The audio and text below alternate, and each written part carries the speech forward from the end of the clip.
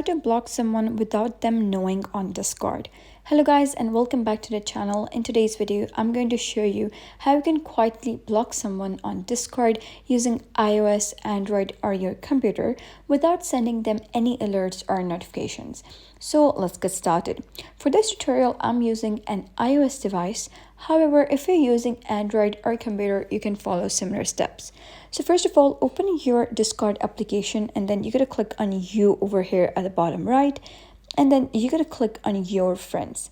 And here you gotta select the friend who you wish to block. For example, I'm gonna select this. And then you gotta click on these three dots at the top right. And here you'll be able to see an option of block. So you can simply block that, or right now there is introduced a new option that is ignore. So simply click on ignore. And if you wish to ignore the person, you'll be able to hide their profile and messages. You can mute their notifications and activity. They can still message you and see your activity, but you wouldn't be able to see theirs. And after that, you're going to simply click on ignore.